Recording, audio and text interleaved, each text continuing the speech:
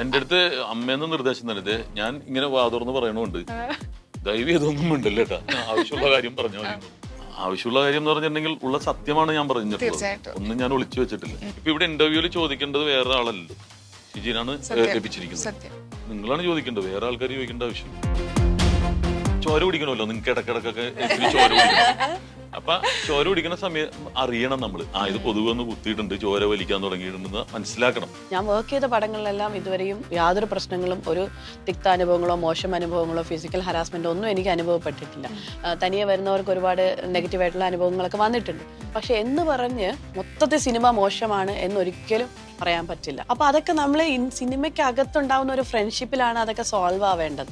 അല്ലാതെ ഈ മീഡിയയില് കൂടെ പറഞ്ഞ് നാട്ടുകാരെയൊക്കെ ബോധ്യപ്പെടുത്തി സിനിമ ഇൻഡസ്ട്രി മോശമാണ്, ഒട്ടുമൊത്ത ആൾക്കാർ മോശമാണെന്ന് ഒരിക്കലും പറയാൻ പറ്റില്ല. കാരണം അറിയാവുന്നതുകൊണ്ട് അമ്മ ആരും തെറ്റ് ചെയ്തിട്ടില്ല. ചില ആൾക്കാരുടെ പേരിൽ ആരോപണങ്ങളാണ് ഉണ്ടായിട്ടുള്ളത്. എന്ത് കരുതി മൊത്തം ഇങ്ങനെ അടച്ച് പറയരുത്.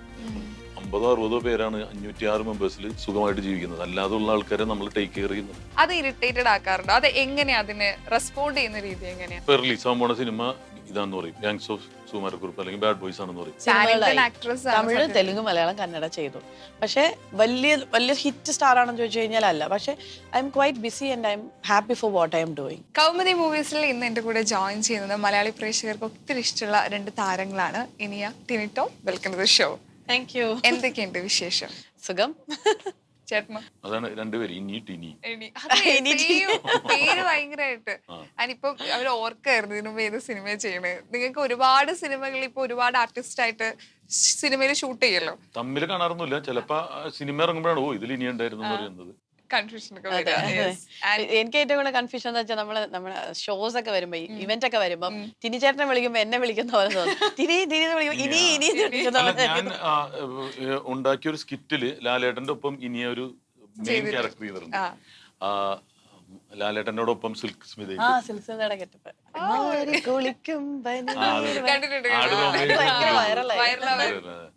ആൻഡ് നമ്മുടെ പുതിയ സിനിമ, ആൻഡ് ഈ സിനിമയുടെ പേര് കേട്ടപ്പോ നമ്മൾ വിചാരിച്ചു ദുൽഖർ സൽമാറിന്റെ കുറിപ്പ് എന്ന് പറഞ്ഞ ഒരു സിനിമയായിട്ട് എന്തെങ്കിലും ബന്ധമുണ്ടോ, അദ്ദേഹത്തിന്റെ ജീവിതം പറയുന്നുണ്ടോ ഒക്കെ. പക്ഷെ ടീച്ചർ കണ്ടപ്പോ ഭയങ്കര വ്യത്യസ്തമായിട്ടുള്ള ഒരു കോമഡി ആണ് ഇതിൽ മെയിൻ ആയിട്ട് പറയണമെന്ന് നമുക്ക് മനസ്സിലാവുന്നു.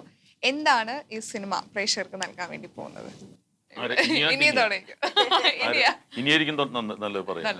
എന്താണ് ഈ സിനിമ പറയാൻ ഉദ്ദേശിക്കുന്നത് വെച്ചാൽ ഇറ്റ്സ് എ ഫൺ എന്റർടൈനിങ് സിനിമയാണ്. നല്ലൊരു ത്രില്ലർ മൂവിയാണ്. ത്രില്ലർ കോമഡി എല്ലാ എലമെന്റ്സും ഉണ്ട്. കുറച്ച് യങ്സ്റ്റേഴ്സും കൂടിയിട്ട് ഈ സിനിമയിലൂടെ ലോഞ്ച് ആവുന്നുണ്ട്. നമുക്ക് എല്ലാവർക്കും അറിയാം ഷാജി കല്ല സാറിന്റെ സണ്ണ് റുഷിൻ ലോഞ്ച് ആവുന്ന സിനിമയും കൂടിയാണ്. അതുപോലെ ഒരു കോഫി ഷോപ്പിനെ ബേസ് ചെയ്തിട്ടുള്ളൊരു സ്റ്റോറിയാണ്. അപ്പൊ അതിനകത്ത് സുകുമാരക്കുറുപ്പ് എന്ന് പറയുന്ന കഥാപാത്രം ചെയ്യുന്നത് അബു സലീം ഒക്കെയാണ്. അപ്പൊ അദ്ദേഹത്തിന്റെ കഥാപാത്രത്തിന്റെ പേരാണ് സുകുമാരക്കുറുപ്പ്. പിന്നെ ഈ ഗാങ്സ് എന്ന് പറയുന്നത് ഈ കുട്ടികളുമാണ്.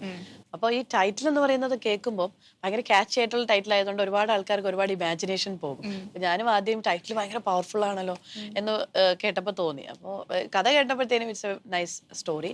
അപ്പൊ ഇതിനകത്ത് ഉമാ ഹിരൺമയി എന്ന് പറയുന്ന ഒരു ASP പോലീസ് ഓഫീസറിന്റെ റോളായിട്ടാണ് ഞാൻ വന്നിരിക്കുന്നത്. ഒരു ഇൻവെസ്റ്റിഗേഷൻ ഓഫീസറായിട്ട് കുറച്ച് ചോദ്യങ്ങളും കാര്യങ്ങളൊക്കെ ആയിട്ട് വരുന്നത്. അപ്പൊ എന്റെ പോർഷൻ ഷൂട്ട് ചെയ്തപ്പം നമ്മൾ ഈ സീനിയർ ആർട്ടിസ്റ്റുകളും പോലീസ് ഓഫീസേഴ്സും അവരൊക്കെ ഉണ്ടായിരുന്നുള്ളൂ. അപ്പൊ ഈ ഇടയ്ക്കിടയ്ക്ക് നമ്മളുടെ ഈ സിനിമയുടെ ഫ്ലാഷ് ബാക്സും കാര്യങ്ങളൊക്കെ കാണിക്കുമ്പോഴാണ് മറ്റു കഥാപാത്രങ്ങളിലൂടെയൊക്കെ കടന്നു പോകുന്നത്. അപ്പോൾ എനിക്ക് തോന്നുന്നു ഇവരൊക്കെ ഫുൾ ഫ്ലെഡ്ജഡ് ആയിട്ട് അഭിനയിച്ചിട്ടുണ്ട്. ഞാൻ വന്നിട്ട് എനിക്ക് ഒരു ഫുൾ ഫ്ലെഡ്ജ് അല്ല, ഞാൻ ഒറ്റ ദിവസം ചെയ്തു.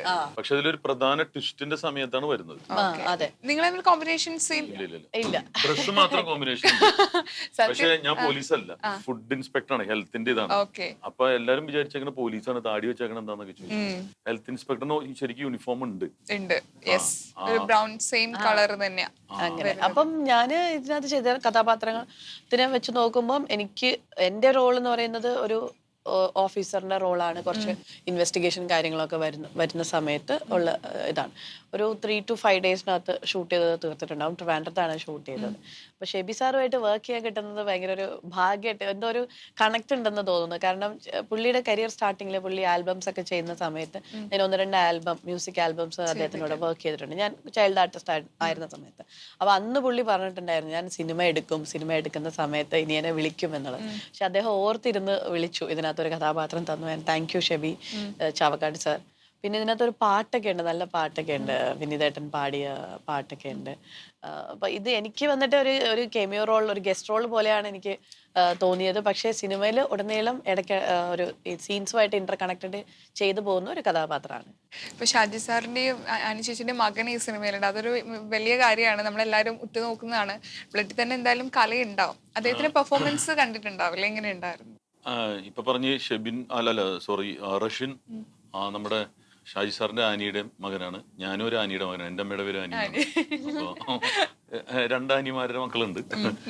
ഋഷ്യൻ ശരിക്കും എനിക്ക് ഫീൽ ചെയ്തത് ഭയങ്കര ഗ്രേസ് ഉള്ള, അതായത് മലയാള സിനിമക്ക് ആവശ്യമായിട്ടുള്ള വളരെ വിരളമായിട്ടുള്ള ഒരു മുഖമാണ്. അപ്പൊ എനിക്ക് തോന്നുന്നു മലയാള സിനിമയിൽ എന്നും നിലനിൽക്കുന്നു വിശ്വസിക്കുന്നു. പിന്നെ ഞാൻ എപ്പോഴും നോക്കുന്നത് പുതിയ ടീം വരുമ്പോഴും അവരോടൊപ്പം സ്ക്രീൻ സ്പേസ് ഷെയർ ചെയ്യാൻ പറ്റുമെന്നുള്ളത്. കാരണം ആഴ്ചയിൽ 15 നടന്മാർ ഇറങ്ങണ്ടേ. അപ്പൊ അപ്പോഴും നമ്മള് ഈ സൗകര്യം നിൽക്കുക എന്ന് പറഞ്ഞാൽ സത്യം. അപ്പൊ അതിന് വിളിക്കുന്നതാണ് ഏറ്റവും വലിയ. ഇപ്പൊ ഷെബിനോടാണ് നമ്മളത് കാസ്റ്റ് ചെയ്യുന്നത്. ഷെബിൻ ചാവക്കാട് സാർ എന്നല്ല പറഞ്ഞത്, ഷെബിൻ സാർ എന്നല്ലെങ്കിൽ ഷെബിനിക്ക എന്ന് പറഞ്ഞാൽ മതി. ഇപ്പൊ ഷെബിൻ ചാവക്കാട് സാർ എന്ന് പറഞ്ഞപ്പോ ഒരു സ്ഥലത്തിന് ചാവക്കാട് ഞാൻ എടുത്ത് പറയാൻ കാരണം എന്ന് വെച്ചാൽ ഇതിനകത്തൊരു പാട്ട് വരുന്നുണ്ട്. ആ പാട്ട് ഹൈലൈറ്റ് ചെയ്യുന്ന ചാവക്കാട് അതൊന്ന് രജിസ്റ്റർ ആയിക്കോട്ടെ എന്ന് വിചാരിച്ചു. സ്ഥലത്തിനൊരു സാറ് കിട്ടുന്നത് ആദ്യമായിട്ടാണ്. ഇതുപോലെ സിയാദ് കോക്കർ എന്ന് പറഞ്ഞ പ്രൊഡ്യൂസർ ഉണ്ട്. അപ്പൊ ചില ആൾക്കാർ കോക്കർക്ക എന്ന് പറയും. ശരിക്കും സിയാദ് എന്ന് പറഞ്ഞാൽ മതി. കോക്കർസ് പുള്ളിയുടെ കമ്പനിയാണ്. കോക്കർക്ക കോക്കർ. അപ്പൊ എന്താ കോക്കായിനെ വിളിക്കുന്ന പോലെ തോന്നുള്ളൂ. ചില സാധനങ്ങളെ അത് തോന്നിയതുകൊണ്ട് ഞാൻ പറഞ്ഞത്. അപ്പൊ ഷെബിനാണ് ഞാൻ, ഷെബിൻ ചൗഗട്ട് എന്നാണ് ഇതിന്റെ അകത്ത് ഇട്ടിരിക്കുന്നത്. ചാവക്കാടല്ല ശരിക്കും. പുള്ളിയുടെ സ്ഥലം ചാവക്കാടാണ്. അപ്പൊ ആ കാസ്റ്റിംഗ് ഡയറക്ടറാണ്. അതുപോലെ തന്നെ പ്രൊഡ്യൂസർ പ്രജീവ്. എനിക്ക് ഇതിനു മുമ്പ് അദ്ദേഹത്തിന്റെ 2 എന്ന് പറഞ്ഞ സിനിമ, അതിനു മുമ്പ് ഫൈനൽസ് എന്ന് പറഞ്ഞ സിനിമ, അത് നല്ല സിനിമയായിരുന്നു. അതുപോലെ തന്നെ 2 നല്ല സിനിമയായിരുന്നു. വിഷ്ണു ഉണ്ണികൃഷ്ണൻ അതിലൊരു നെഗറ്റീവ് റോൾ ആയിരുന്നു എനിക്ക്. അതിന്റെ എക്സിക്യൂട്ടീവ് പ്രൊഡ്യൂസറായിട്ട് ഞാൻ വർക്ക് ചെയ്തിട്ടുണ്ടായിരുന്നു. അപ്പൊ നിർബന്ധമായിരുന്നു പ്രൊഡ്യൂസറിന് ഒരു ദിവസമെങ്കിലും വന്ന് വർക്ക് ചെയ്യണം. ഞാൻ പറഞ്ഞ ഒന്നും നോക്കുന്നില്ല, ഞാൻ വന്ന് ചെയ്യുമെന്ന് പറഞ്ഞു. അത് ഇന്നത് തന്നാലേ ചെയ്യുന്നുള്ളത് ഞാൻ പറയാറില്ല. എന്നാലും മിനിമം ഒരു സ്റ്റാർ കാസ്റ്റും ഡയറക്ടറൊക്കെ മാത്രം നമ്മൾ നോക്കുക. അപ്പൊ ഞാൻ നോക്കിയപ്പോ പുതിയ ഒരു ടീം അതെപ്പോഴും സ്വീകരിക്കപ്പെടാറുണ്ട് മലയാളത്തിൽ. എപ്പോഴും ശ്രദ്ധിച്ചോ, പുതിയ ഒരു ടീം വരുമ്പോൾ ജനങ്ങൾക്ക് ആ ഫ്രഷ്നെസ് ഇഷ്ടപ്പെടാറുണ്ട്. അതോടൊപ്പം തന്നെ വിന്റേജ് ആർട്ടിസ്റ്റുകളാണ് ശരിക്കും. അബു സലീമിക്ക എന്നൊക്കെ പറയുന്നത്, ജോണി ആന്റണി, അതുപോലുള്ള സീനിയേഴ്സ് ഉണ്ട്, സുജിത്ത്, അങ്ങനെ ഇത്രയും പേരോടൊപ്പം നമുക്ക് ഒരു പാസിംഗ് ഷോട്ട് ആണെങ്കിലും ഓണക്കാലത്ത് ഒരു സ്ക്രീനിൽ എത്തുക എന്ന് വെച്ചാൽ ഭാഗ്യമാണ്. സത്യം സത്യം. അപ്പൊ ഈ ഗ്യാങ്ങിന്റെ ഒപ്പം കൂടാൻ പറ്റുന്നു. ഇതുപോലെ തന്നെ ബാഡ് ബോയ്സ് എന്ന് പറഞ്ഞ പടത്തിലും പ്രധാന വേഷം ചെയ്യുന്നുണ്ട്. അപ്പൊ ഓണത്തിന് ഒരു ആർട്ടിസ്റ്റിനെ സംബന്ധിച്ചിടത്തോളം ഒരു ചാനലിൽ പോലും നമ്മുടെ ഏറ്റവും വലിയൊരു ആഘോഷമാണ് വരുന്നത്. സന്തോഷമുള്ള കാര്യമാണ്. അത് ഈ പുതിയ ടീമുകളുടെ പോകുന്നതിൽ വളരെ സന്തോഷം. ഫാഷനെ കുറിച്ച് പറയുമ്പോൾ ഒരു സമയത്ത് ബോൾഡ് ആയിട്ടുള്ള ഫോട്ടോഷൂട്ട് ഒക്കെ ചെയ്തിട്ട് ഈ പറഞ്ഞ ഡ്രസ്സിന്റെ പേര് കുറെ റൂമേഴ്സ് പരിപാടിയൊക്കെ കേട്ടതാണ്. ഇപ്പോഴും അതിനൊരു മാറ്റം ഉണ്ട് എന്ന് തോന്നുന്നുണ്ടോ? അന്നത്തെ ആളുകളൊക്കെ നമുക്ക് പറയും ഇപ്പോഴും. അല്ല, അങ്ങനെയല്ല.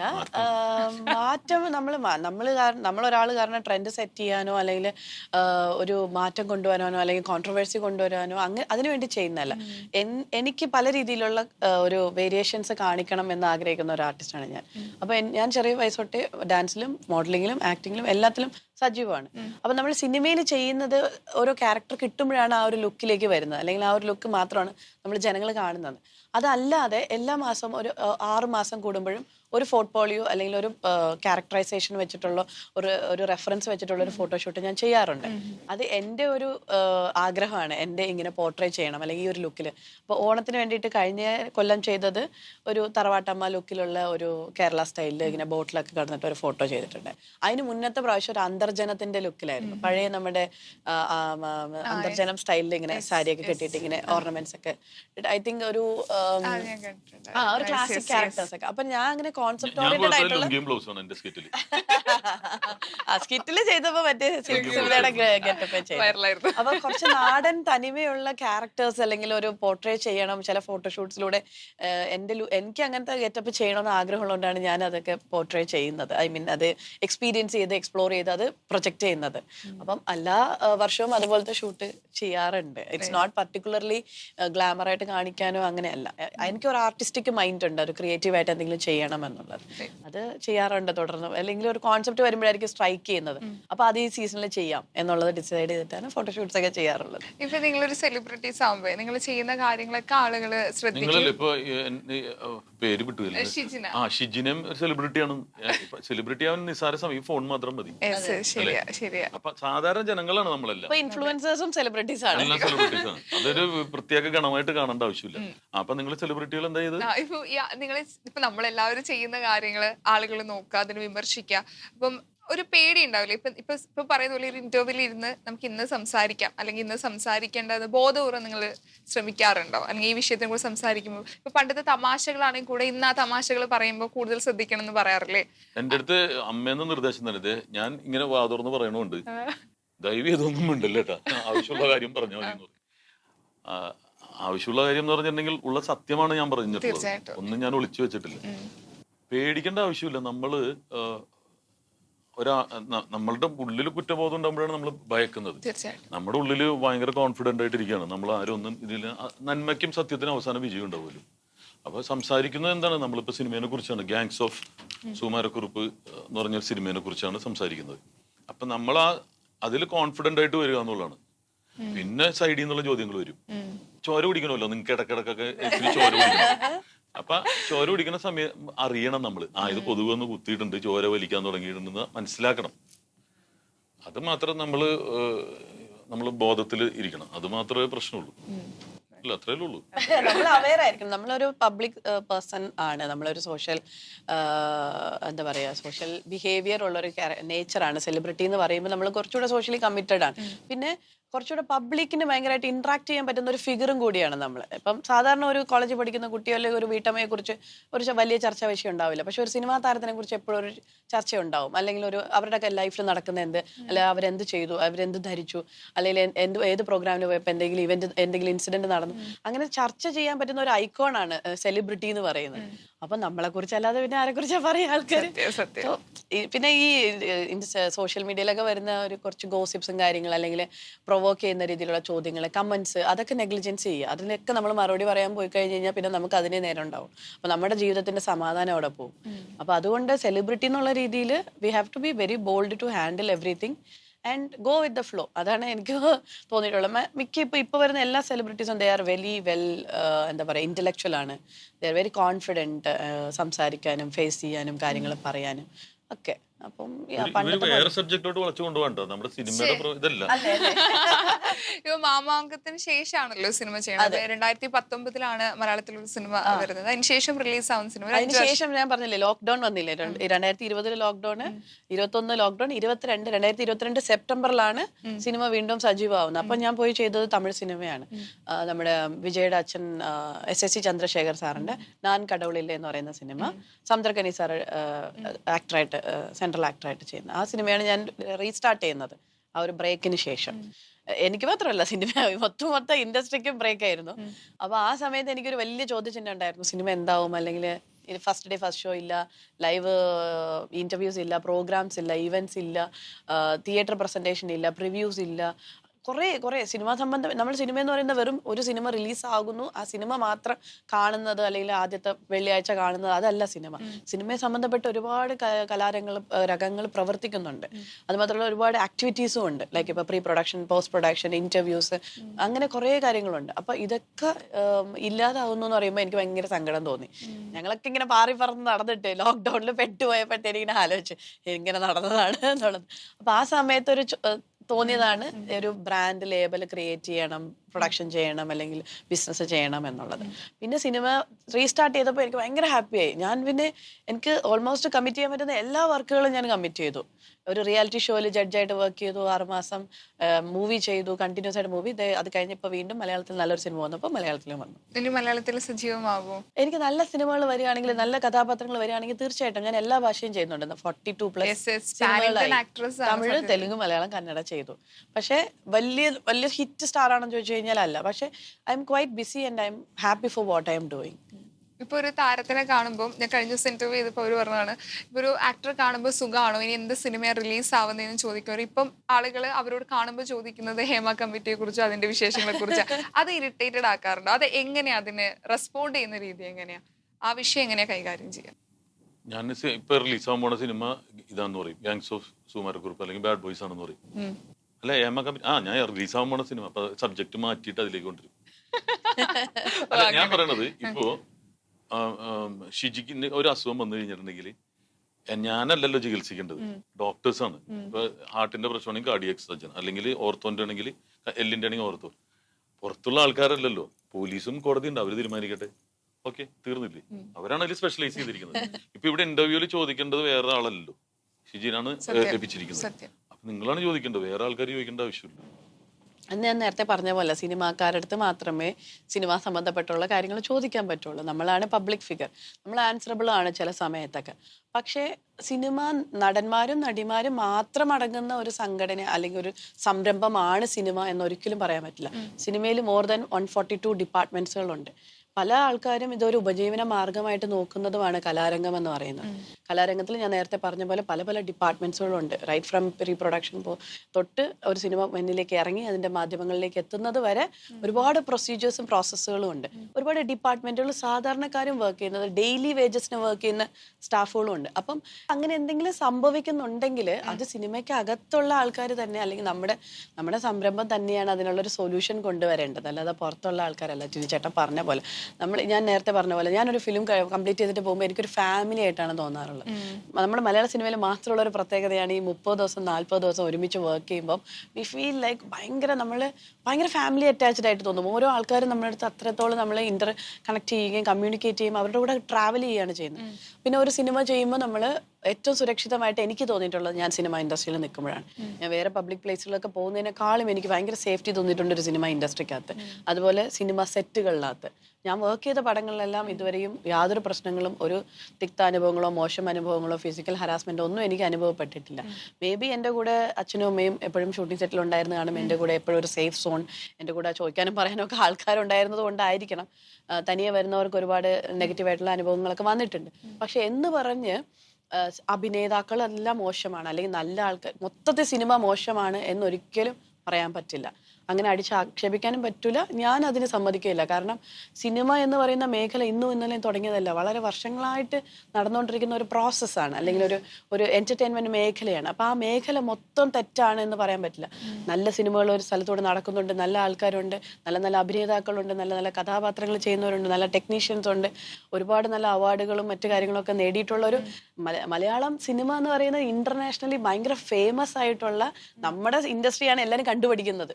ഈവൻ മറ്റ് സിനിമ ഇൻഡസ്ട്രിയിലുള്ള അസോസിയേഷനുകളായിരുന്നാലും നമ്മുടെ മലയാള സിനിമയുടെ അജണ്ടയാണ് അവർ കോപ്പി ചെയ്യുന്നത്, അത് അഡാപ്റ്റ് ചെയ്യുന്നത്. അതുപോലെ നല്ല അഭിനേതാക്കളും നല്ല താരങ്ങളും നല്ല ടെക്നീഷ്യൻസും മ്യൂസിക് ഡയറക്ടേഴ്സും ഒക്കെ ഏറ്റവും കൂടുതലുള്ളത് മലയാളം സിനിമ ഇൻഡസ്ട്രിയിലാണ്.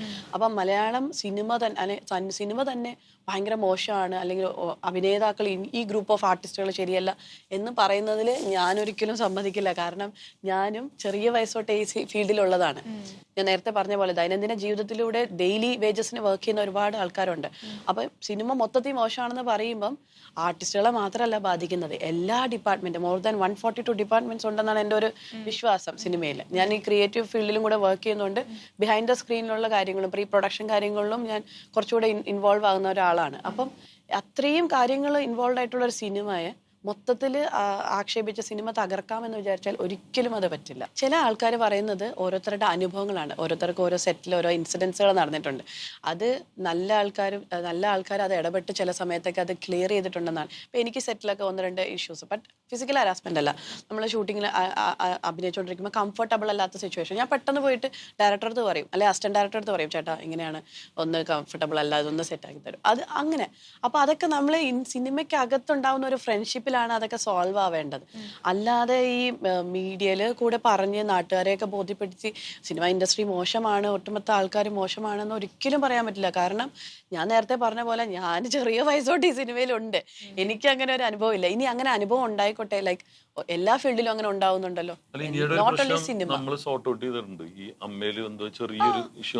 എനിക്കിപ്പോ റീസെന്റ് ആയിട്ട് ഒരു പടത്തില് സിനിമയുടെ പേര് ഞാൻ പറയുന്നില്ല, എനിക്കൊരു പേയ്മെന്റ് ഇഷ്യൂ ഉണ്ടായിരുന്നു. ഞാൻ അസോസിയേഷനിൽ വന്ന് കംപ്ലൈന്റ് ചെയ്തു. അവരത് കറക്റ്റായിട്ട് പ്രൊഡക്ഷനിൽ സംസാരിച്ചു, അവർ പേയ്മെന്റ് മേടിച്ചു വന്നു. അപ്പം ഈ സംഘടനകളും എല്ലാ കാര്യങ്ങളും അവരവരുടേതായിട്ടുള്ള ചിട്ടകളും കാര്യങ്ങളും ഒക്കെ കറക്റ്റായിട്ട് ചെയ്യുന്നുണ്ട്. പക്ഷെ ഈ പറയുന്ന ചില പേഴ്സണൽ ആൾക്കാരുടെ ഇൻസിഡൻസുകൾ, അല്ലെങ്കിൽ ചില സെറ്റിൽ നടക്കുന്ന ചില മോശമായിട്ടുള്ള കാര്യങ്ങളോ, അല്ലെങ്കിൽ അവരുടേതായിട്ടുള്ള പേഴ്സണൽ അനുഭവങ്ങളാണ് അവർ പുറത്ത് പറയുന്നത്. അത് അന്നത്തെ കാലഘട്ടത്തിലും ഇന്നത്തെ കാലഘട്ടത്തിലും അല്ലെങ്കിൽ ഇടയ്ക്കുള്ള കാലഘട്ടത്തിലും ഒക്കെ നടന്നിട്ടുണ്ടായിരുന്ന ചില മിസ്അണ്ടർസ്റ്റാൻഡിങ്സ്, അല്ലെങ്കിൽ ചില ഡിസ്കംഫേർട്സ്, അല്ലെങ്കിൽ ചില മിസ്ലീഡിങ് അല്ലെങ്കിൽ മിസ്ഗൈഡിങ്, അബ്യൂസും കാര്യങ്ങളും ഒക്കെ വന്നിട്ട് ഓരോരുത്തരുടെ പേഴ്സണൽ അനുഭവങ്ങൾ പറയുമ്പോൾ അതിന് സൊല്യൂഷനായിട്ട് മേ ബി ഇനി വരാൻ പോകുന്ന സിനിമയിൽ അതിനൊരു ചിട്ടയും കാര്യങ്ങളും ഒക്കെ തീർച്ചയായിട്ടും വരും എന്നാണ് ഒരു വിശ്വാസം. അതുകൊണ്ട് തന്നെ ഒരുപാട് പുതിയ പുതിയ കാര്യങ്ങളിൽ, റൂൾസിലും ഷൂട്ടിങ്ങിൻ്റെ കാര്യത്തിലും കാസ്റ്റിങ്ങിൻ്റെ കാര്യത്തിലും ആർട്ടിസ്റ്റ് മാനേജ്മെൻറ്റിൻ്റെ കാര്യത്തിലും പ്രൊഡക്ഷനിൽ ഉള്ള ഫെസിലിറ്റീസിൻ്റെ കാര്യത്തിലൊക്കെ ഒരുപാട് മാറ്റങ്ങൾ മേ ബി ഈ ഒരു ഇഷ്യൂ കാരണം ഒരുപാട് നല്ല കാര്യങ്ങൾ, മാറ്റങ്ങൾ വരാൻ സാധ്യതയുണ്ടെന്നാണ് എൻ്റെ ഒരു ധാരണ. ഇപ്പൊ മലയാള സിനിമ പോകുന്ന ഒരു പ്രതിസന്ധി ഉണ്ടല്ലോ. പ്രതിസന്ധി ഒന്നുമില്ല. ഇപ്പൊ യഥാർത്ഥത്തില് ഇപ്പൊ ഒരു ഫിലിമിലെ ആൾക്കാർ അതിലൊരു മീറ്റിങ്ങിന് കഴിയുന്നു, അല്ലെങ്കിൽ നടന്നു പോകുന്നു, അതിന്റെ അടിയിൽ കുറെ മോശം കമന്റ്സ് വരും. യഥാർത്ഥത്തിൽ മലയാള സിനിമ കേരളത്തിന് എന്താണ് ചെയ്യുന്നത് എന്നുള്ള അവയർനെസ് ജനങ്ങൾക്ക് പലർക്കും ഇല്ല. ഈ കേരളത്തിലെ ഏറ്റവും കൂടുതൽ കാശ് കളക്ട് ചെയ്യുന്ന ഒരു കോർപ്പറേഷൻ ഏതാണെന്നറിയും? ബീവറേജ് അതെ. പക്ഷെ അതിന് ഗവൺമെന്റ് അതിന്റെ ജോലിക്കാർക്ക് ശമ്പളം കൊടുക്കുന്നുണ്ട്. സിനിമ എന്നുള്ള പെർസെൻറ്റേജ് എത്രയെന്ന് കറക്റ്റ് എനിക്കറിയില്ല. ഏകദേശം 64% ടാക്സ് ഗവൺമെന്റിൽ അടക്കുന്നുണ്ട്. അത് നമ്മുടെ നാടിന്റെ പുരോഗതിക്ക് വേണ്ടിയാണ് ചെയ്യുന്നത്. അപ്പൊ ഈ ഇൻഡസ്ട്രിയിലുള്ളവർ, ഞാൻ എൻ്റെ വീടെന്ന് പറഞ്ഞ് ജീവിക്കുന്നവർ മാത്രമല്ല, പ്രത്യേകിച്ച് ഈ കലാമിറ്റീസ് വരുമ്പോൾ കണ്ടിട്ടുണ്ടല്ലോ, കൈ അയച്ച് നമ്മുടെ ആൾക്കാർ സഹായിക്കുന്നുണ്ട്. പക്ഷെ അതൊക്കെ ഒരു ദിവസം നിൽക്കുന്നുള്ളൂ. എന്തെങ്കിലും ഒരു മോശം വന്നു കഴിയുമ്പോൾ പിന്നെ ജീവിതകാലം മൊത്തം അതങ്ങനെ അറ്റാക്ക് ചെയ്യുക. അല്ലെങ്കിൽ വയനാടിന് ഇത്രയും രൂപ കൊടുത്തു, അത് ഒറ്റ ദിവസത്തെ ന്യൂസ് ഉള്ളൂ. അപ്പൊ പോസിറ്റിവിറ്റിക്ക് വിലയില്ല എന്നുള്ളൊരു സംഭവമാണ്. അപ്പൊ ഒരുപാട് നല്ല പോസിറ്റീവായിട്ടുള്ള കാര്യങ്ങൾ ഞാനിപ്പോ അമ്മ സംഘടനയോടും കൂടി ഭാരവാഹിയപ്പം രാജിവെച്ചു. അറിയാവുന്നതുകൊണ്ട് അമ്മ ആരടുത്തും തെറ്റ് ചെയ്തിട്ടില്ല. അതിലും ചില ആൾക്കാരുടെ പേരിൽ ആരോപണങ്ങളാണ് ഉണ്ടായിട്ടുള്ളത് എന്ന് കരുതി മൊത്തം ഇങ്ങനെ അടച്ച് പറയരുത്. നമ്മുടെ 50-60 പേരാണ് 506 മെമ്പേഴ്സിൽ സുഖമായിട്ട് ജീവിക്കുന്നത്. അല്ലാതെ ഉള്ള ആൾക്കാരെ നമ്മൾ ടേക്ക് കെയർ ചെയ്യുന്നുണ്ട്, കാര്യങ്ങൾ നോക്കുന്നുണ്ട്, ജനങ്ങളുടെ പ്രശ്നങ്ങളിൽ ഇടപെടുന്നുണ്ട്. പക്ഷെ അതൊന്നും സംസാര വിഷയമാക്കാറില്ല. ആരെങ്കിലും ഏതെങ്കിലും വ്യക്തികളിൽ ആരോപണം ഉണ്ടാകുമ്പോൾ അത് കോടതി പോലും തെളിയിക്കാത്ത കാര്യത്തിന് വേണ്ടിയിട്ടാണ് ഇപ്പം നടക്കുന്നത്.